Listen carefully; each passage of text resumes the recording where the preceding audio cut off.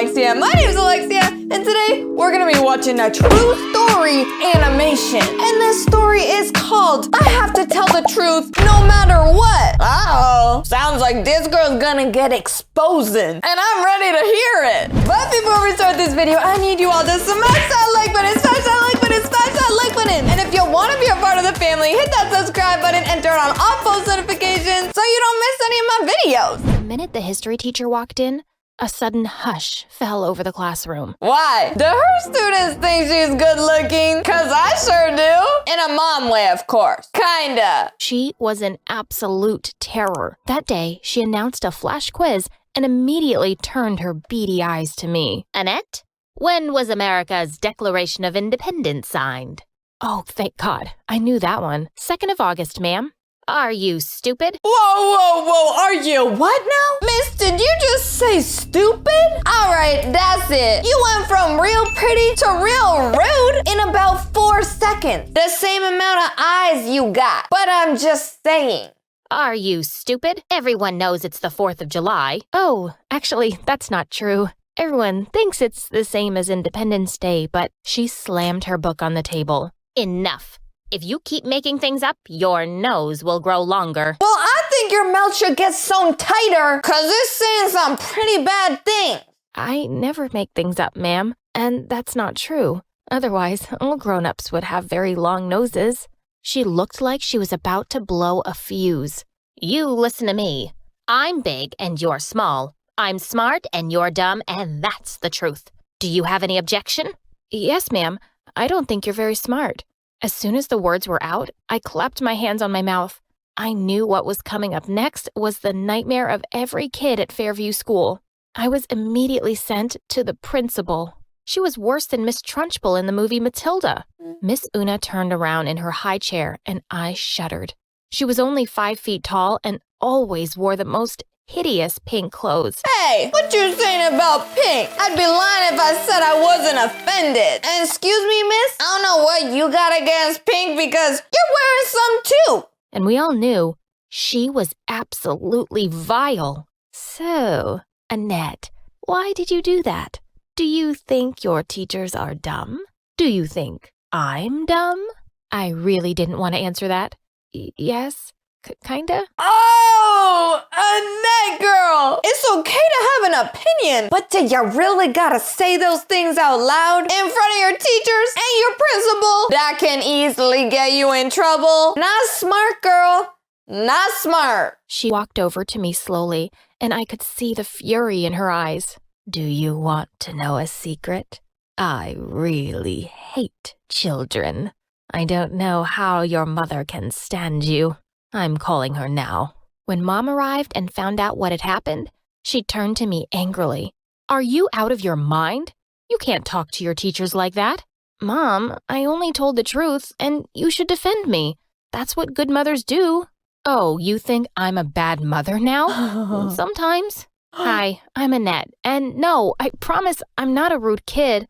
I just have a medical condition that makes it impossible for me to tell a lie. Mom scolded me all the way home, but as soon as we got there, we were both shocked to see police cars outside. What seems to be the problem, officer? Seems like your husband's mixed up with some really shady people. Have either of you seen this man around the house? Oh, no, sir, never. I've seen him.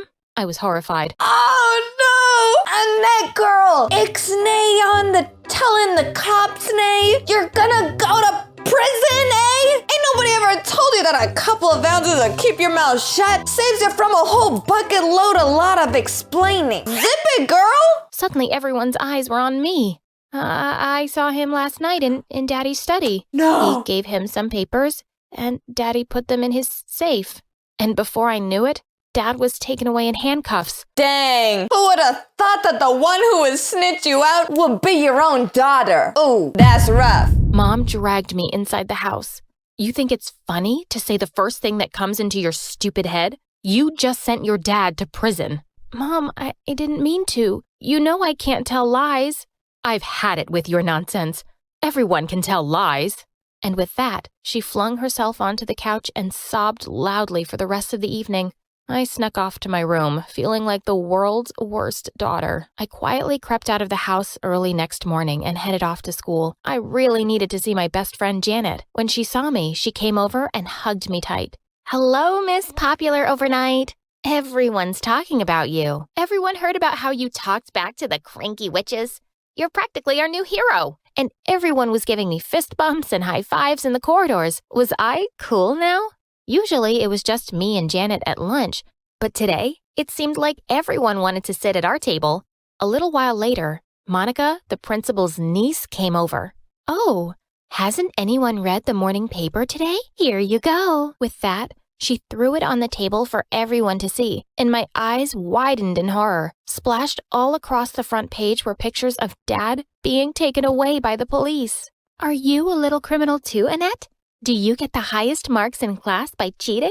Like daddy, like daughter." And this, my friends, is the part that we say snitches get stitches. Cause she ain't gonna like what happens next. I felt so mad. Putting people down doesn't make you cool, Monica. It just makes you a jerk. And I don't need to cheat to get good grades. Try opening a book sometimes. It's not that hard to be smart. There was a stunned silence, and then suddenly everyone started cheering and clapping. Monica looked livid as she stormed off. Someone quickly threw the paper away, and Janet pressed my hand. "Dude, I wish I could be like you. No one dares talk to Monica like that. You're so brave and cool. Teach me." "Oh, I don't think I can. It's just the way I was born. I bet your mom is so proud to have a daughter like you." "Oh, yeah, really proud." When I got home that day, there were police officers swarming all over the place again. The minute Mom saw me, she screamed angrily, "We're getting evicted, and they're taking everything." And before I knew it, we'd lost our home and moved into the tiniest apartment. I even had to share a bed with Mom. She kept kicking me in her sleep all night. The next morning, she threw another bombshell on me. "If you want to go to college, Missy, you better get a scholarship. There's no way I can afford your tuition fees now." Things weren't great at home, but I'd suddenly become the most popular person at school. And as we all know, family, being the most popular girl in school is so worth sending your dad to jail. So worth it. Yikes. Janet said that the teachers treated me nicely now because they didn't want to get themselves insulted by me. Everyone at school thought I was a legend. Since that day, the principal was after me with a vengeance. She just seemed to be everywhere, ready to punish me over the dumbest thing. One day, Janet was showing me this cute boy on Instagram who worked at the same coffee shop as her. As we were swooning over his pictures, suddenly, Miss Una's shrill voice nearly made me drop the phone. "Boys and girls must always be 2 feet away from one another. Do you see any boys around, Miss Una? Don't try to be oversmart. Detention for you both." Oh, that's a burn. I started to spend a lot of time in detention. With that mouth, I ain't surprised. I could only look forward to getting out of here soon. I started working on my college applications and scholarships, and all the teachers were helping me out. Except one, of course, the history teacher. When she returned my last assignment, I was horrified to see a big fat D on it. "But ma'am, this assignment was really well researched and..." She just stuffed her fingers in her ears. "La la la la la la la." And with that, she just walked away. I was never going to get a scholarship without perfect grades. One day when I was studying in the library, I heard someone say, "Psst." I turned around to see that it was Monica. "What do you want?" "Oh, nothing. But I have something you want." When I looked at the paper she put on the table, I gasped. Final history exam. OMG, this is the exam for tomorrow. Where did you get that? Are you trying to get me expelled?